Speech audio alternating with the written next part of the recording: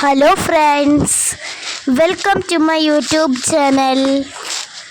അപ്പോൾ ഇന്നത്തെ വീഡിയോയിൽ നമ്മൾ നോക്കുന്നത് വായനാ ദിന ക്വിസ് 2026 പാർട്ട് 6 ആണ് കേട്ടോ. അപ്പോൾ നിങ്ങൾ പാർട്ട് 1 മുതലുള്ളത് വീഡിയോസ് കണ്ടിട്ടില്ലെങ്കിൽ നിങ്ങൾ ആദ്യം അത് പോയി കാണുക.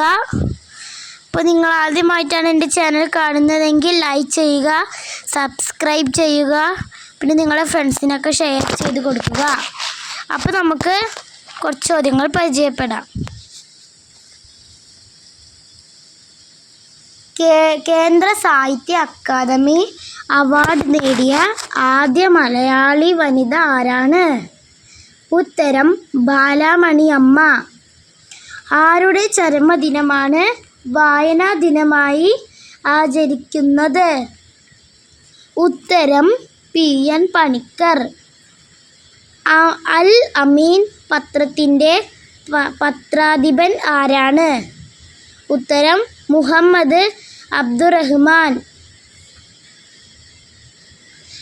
കേരള സാഹിത്യ അക്കാദമിയുടെ മുഖപത്രം ഏതാണ്? ഉത്തരം സാഹിത്യലോകം. അവസാനമായി എഴുത്തച്ഛൻ പുരസ്കാരം ലഭിച്ചത് ആർക്കാണ്? ഉത്തരം KG ശങ്കരപ്പിള്ള. KG ശങ്കരപ്പിള്ളയ്ക്ക് എഴുത്തച്ഛൻ പുരസ്കാരം ലഭിച്ച വർഷം ഏതാണ്? ഉത്തരം 2025.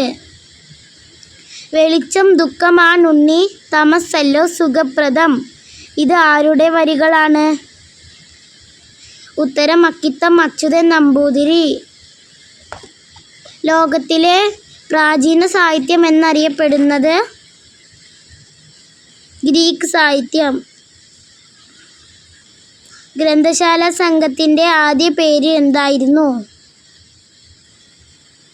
അഖില തിരുവിതാംകൂർ ഗ്രന്ഥശാല സംഘം. മലയാളത്തിലെ ആദ്യ പത്രം ഏതാണ്?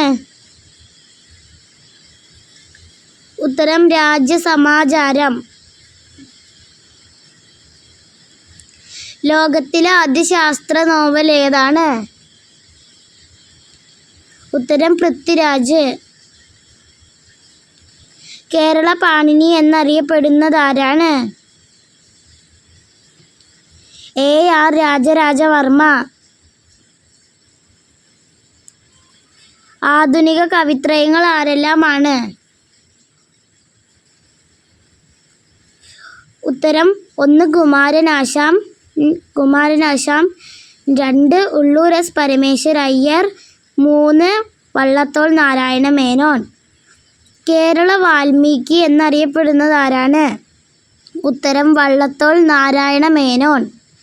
ചെറുശ്ശേരിയുടെ പ്രധാന കൃതി ഏതാണ്?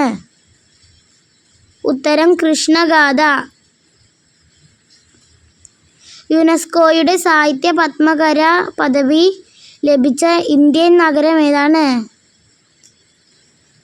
ഉത്തരം കോഴിക്കോട്.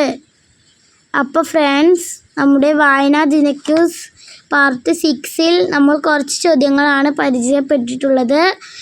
അപ്പോൾ എൻ്റെ ചാനലിൽ നമ്മൾ പലതരം ക്വിസ് വീഡിയോസ് ഇടുന്നതായിരിക്കും. അക്ഷരമുറ്റം ക്വിസ്, വായനാ ദിന ക്വിസ്, പരിസ്ഥിതി ദിന ക്വിസ്, ലഹരി വിരുദ്ധ ദിനം ക്വിസ്. അപ്പോൾ നിങ്ങളെല്ലാവരും അതെല്ലാം എഴുതിയെടുത്ത് പഠിക്കുക. പാർട്ട് 7 ഉടൻ വരുന്നതായിരിക്കും. Thank you for watching.